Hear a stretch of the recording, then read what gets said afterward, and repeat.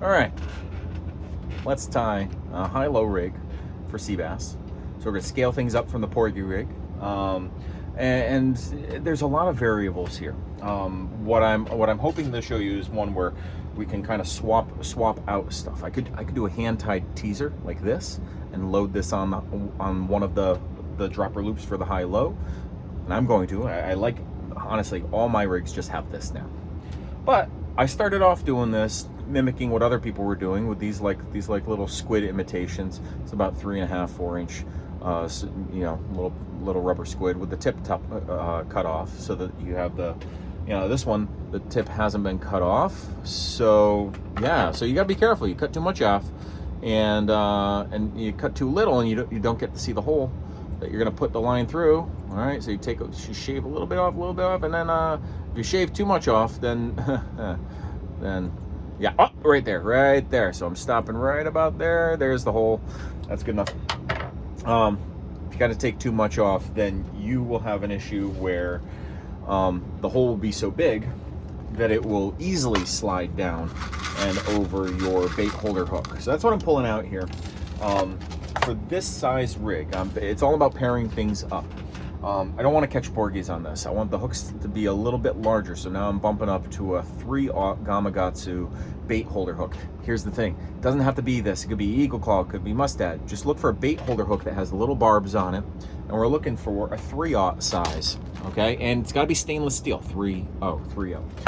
That's what these are, all right? So these don't rust. They got a razor sharp point on them. I buy them in bulk on eBay, and then I save them for tying my rigs and everything. So here's the thing. I got options. I'm going to talk about these options ahead of time, and then we'll see what we actually do. I could take this. This is like a little tube teaser with a bucktail. All right, so I made this. And this could get threaded on the line and then lead ahead of this. And that's actually, here's the thing, that's got the same little profile as this thing, except look at this. This has got some flash in it, a couple different colors, got some feathers. This pulsates and moves through the water, very similar to this one. But this one, everything's tied right on the hook. And I'm leaving the hook shank bare as a fly tire to fly tire, if any of you are out there. I'm leaving that hook shank blank so they can put bait on it. I can put a gulp grub, size 4-inch gulp grub, all the way up in here and have it hook onto those little barbs, or put a piece of squid, put spearing on here, put clam, whatever we're using. I've gone to this because I can make these. I can save myself money. I'm not buying these little squids. I'm already set up for fly tying anyway, and there's a little bit of art in this. Boy, oh boy, does it feel good to have it hit on something, especially when you've lost your bait and you drop this down anyway, and they hit this fly bare without any bait, without a gulp, without anything on it, and you're like, yeah, so what are they doing? They're hitting the motion. They're seeing it. They're striking at it. They're not tasting anything, and that's what a lot of the strikes are. It's impulsive. My food. Anyway, all right. So I also have the ability to thread on a spoon on top of ahead of this, and then ahead of the hook that I have here. So the hook nests inside one of these, and then we got the spoon there. Or I could put the spoon ahead of one of these. Now the spoon, as I'm putting that on the dropper loop, it could move. So I'm gonna need to put some sort of stopper here to stop it from being right up against stuff. There can be issues there. So I could add a little bead and then put a stopper knot behind it, and then that bead hits the knot, and then this metal doesn't hit the stopper knot and cut through it. So that's like a little pro thing. Another thing that you do, let's say you do cut this little hole too big, and you've got these sliding down off your hook, and they're actually hanging off the back of the hook because they're wanting to come off. If you slide on a bead, so put this on and then put a bead in and then put your hook on, then you've got a little bead nested up inside that. I think I've got, oh man, I had a few there. There's one where I can feel the beads in there. I'd have to find the eye and everything, the little hole for the bead. Anyway, let's get to tying the rig.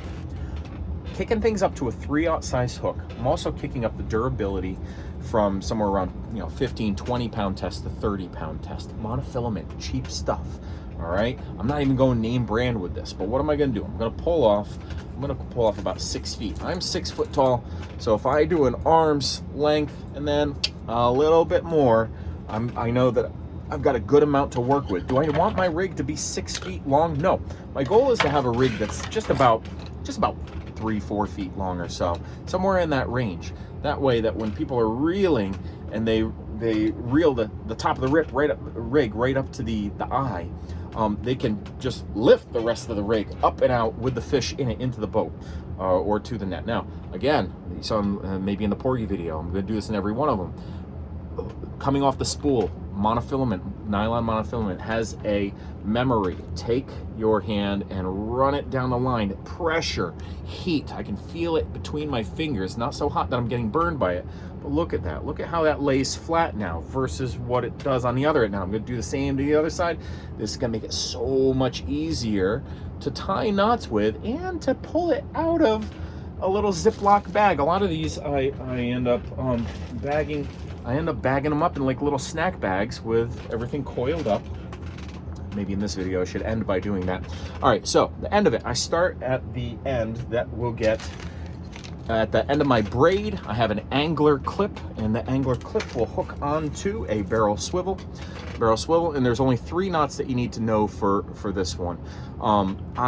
You could do a clinch knot, an improved clinch knot, a Palomar knot. There's so many different types of knots. I like to use the uni knot. I'm not even gonna tell you how to do it. You can look that one up, but you can just watch me do it. And how I use my fingers to hold all different parts of it. I'm holding that opening 3, 4, 5. You were probably counting. I'm going for about 5 turns right there.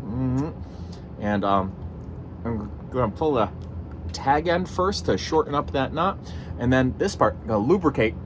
All right, lubricate. I'm holding on to that barrel swivel, and I'm gonna pull tight and fast. All right, so all right, right there, and it's cinched on down. All right, so that speed, the lubrication, all right, prevents damage to the line, but that speed and that pull does heat it up a bit. Trim off the tag ends because we're not psychopaths here. We don't leave those on. All right, everything's nice and clean. You can go right up to the knot with that, okay? Trust your knots. Tie these in, tie your knots in bed, watch TV, Netflix or whatever, tie your knots, get pliers out so that you can hold onto that barrel swivel and pull it really tight. And master your knots before you start making rigs. Test them, pull on them, make sure that they're holding tight. Anyway, all right, so now I'm going to add in my first dropper loop. I'm going to go wide here. I'm going really wide. All right, so T-knot. You can look up at the T-knot and everything, but I want a good amount here because I want to try and be able to squeeze that that flutter spoon on here too as an option. All right, I'm just going to twist around. Again, you're going to practice these 3, 4, 5, 6, 7, 8, 9, 10, 11 for good measure. Then I'm going to take all of this line here and pull it through that hole. Oh yeah, nice long loop. And then now ideally, I have a little spit on that before I do that last pull. Tight, it's not fully cinching down. Gonna help it. All right, let's see if pulling, if I pull on that, it's helping. All right, so right here, this is one where that's a fail. Start the whole darn rig over. This is a video. I'm not gonna start the whole rig over. All right, so that didn't seat down properly. All right, didn't pull it tight and fast enough, but I got enough to work with. So let's show you here. Oh no, got to do the other dropper loop. Now I want this down towards the other end. All right, I'm hoping that I get about 1 foot to 18 inches between these two, and that I have a tag end at the end to tie a dropper loop on. So this one could be a shorter loop. Again, I'm pulling apart here. How wide is that? It's about 1.5 feet or so. And I'm gonna do the same thing. 1, 2, 3, 4, 5, 6, 7, 8, 9, 10. Okay, a little shorter. That's okay. That's solid T-knot right there. All right, now I've got that T-knot that's ready for a hook. Now I'm going to use my tag end at the very bottom, and I've got enough, that's good, to make a double overhand surgeon's loop here. That's all this is. Go in through it twice. Now this is a weak knot, and I want a weak knot at the end here, so that if this lead at the bottom, okay, so there we go. I'm going to cut that Again, I'm not a psychopath. I'm cutting that tag end off so everything's nice and clean. Now, when I'm fishing, I can load on a lead, and I can swap them out nice and neat. The line should be over the line like that, not over the lead like this. It should be like that, line on line, not line on lead. Now I'm not going to do that. The nice thing about these dropper loops too is that you can also put them around the handle of your reel and then reel tight and whoop, right there. That'll hold everything in place. We got good enough here. So you have this bottom one. I'm gonna put on my favorite. All right, that's just a hand-tied 3/0 Gamakatsu bait holder hook with bucktail on it. Bucktail, a little bit of feather, a little bit of flash.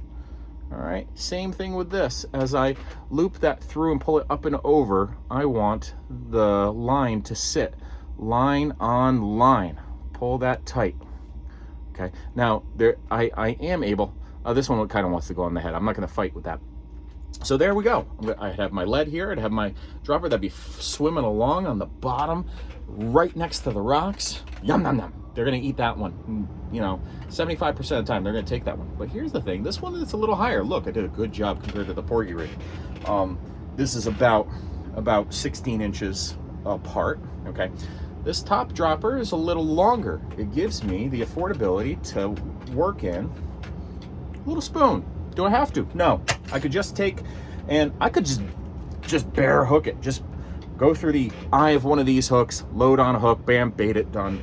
Bait it with gulp, bait it with clam or a little squid strip. I could load on, for the heck of it, I'll show you, one of these, let's see, one of these little skirts, and push that on through, and then put on a hook, and that skirt would slide on top of it. Okay, that's a bucktail skirt. You could also do that with mylar skirts, or you could do it with a little squid skirt like that. Okay, so same thing. You could, and so let's do. We got enough length here that I can get the hook and I can get this little flutter spoon on here. And here's the thing. What I've learned. So I like to load it in like that, and then have the line travel along the inside of the spoon, and then out the other end. Whenever I'm putting this in my mouth, I'm not really biting down. I'm just kind of like, I am pinching that little round part a little bit flat, so it just goes through the hole. Now, here's the thing. That spoon's gonna move freely. I kind of want to stop it. So, dude, I pulled a bead out here. It's kind of a big bead, but here, oh, and there we go. Fell in the garbage can. All right. I chose this bead because it'd be easy for me to find the eye in it. Find it and go through. There we go. Now what I can do is I can seat at the base of that bead. I can seat an overhand knot. Now, an overhand knot is going to make the line weaker. It's going to make the line weaker, but it is going to act as a stopper. Now, this is a nice little setup. This hanging from the dropper is going to flutter higher than that one down below. All right, it's going to flutter and everything higher. It's going to have some more motion, and maybe that fluttering motion is enough to attract them. Maybe not enough to convince them to hit it. Maybe it is. Maybe they don't like that, but then they see the thing that's a little more natural down here, and they hit that. And that's what I tend to find. I tend to not always get the hit on this. I tend to always get it on the lowest one. Now, what am I going to do? I got color options. So I could try and match and go olive and white, or a chartreusey kind of thing. I could go glow. It's just whatever. I got this red one. I could do two different colors and see which one do they seem to prefer. So I slide that on first, and then I've got a hook. Now, I did talk about, so just through the eye of the hook. Then I like to, so it's through the eye of the hook. Then I take the hook and pass it through the loop, and then here. Now, some people have a problem with this. We are not fighting giant game fish. I do know, I'm smart enough. I know that the end of that metal eye there is a little sharp, and it's going to rub up against this. The fish we're catching are not going to like destroy this 30-pound test. You know what's going to destroy this? It's going to get hung up on a rock, and we're going to lose it on the bottom of Long Island Sound, or at least we're going to lose this darn weight. So now this is completely done. All right, barrel swivel to a T-knot, to another T-knot to create our 2 droppers, to a double surgeon's loop, which holds on to our lead so this can tick, tick, tick, and feel the bottom the whole way long. Now this one, I think I did a good job tying it. Let's see if I did. If I got my lengths right and I hook the hooks together, can I? Yeah, look at how I can pull that tight. Now what does this mean? This means I can loop this around my reel and keep this clipped to my anchor clip on my main line, pull the whole thing tight to the reel, and those hooks, when I'm traveling in the car or flying around on the boat, those hooks are not going to fly around freely and get anybody. How does that happen? That happens when these 2 T-knots are far enough apart, and that these 2 dropper loops, the tighter here, the dropper loops that the hooks are on, are just shorter than this distance. That's a little bit of an art of like getting that right. I did a good job. All right. Okay. Again, you got tons of color options. You got tons of like glow versus not glow. You toss in the spoon options. Now you got glow spoons, gold spoons, pink spoons, blue spoons. You toss on the gulp, and you got all sorts of different like colors with gulp and everything. Keep it simple, stupid. Go with white. I like olive. I like natural looking things. I like a little bit of flash. Learn how to tie these. I got a video that's already up on tying these, but I'll do an updated video on tying these little things. Easy peasy stuff. And in that case, you're just buying barrel swivels, line, and when you get set up with the bucktails and everything, it's like that's a minimal cost. Once you set up and you bought a couple bucktails, you bought a little bit of flash, some thread, and you bought a vise to tie them in. Look at that as like a separate little hobby, and don't even count the cost of that. And then you don't have to buy, you're not running out of this stuff and buying more of those. All right, 17 minutes talking. Take care. That is our sea bass. You know, you'll catch fluke on this too. Let's not call it just for sea bass, because the hook size is bigger, a 3/0 hook. It's weeding out the smaller size porgies. So this is a keeper size porgy rig, a short and keeper size sea bass rig, a fluke rig. You get striped bass that are coming by, they'll bite these things too if they're in the rips. All right, take care, folks. Bye. Oh yeah. And I ain't never seen a sea robin shy down away from one of these things. You're gonna catch plenty of sea robins and and dogfish. Have fun with that. All right, bye.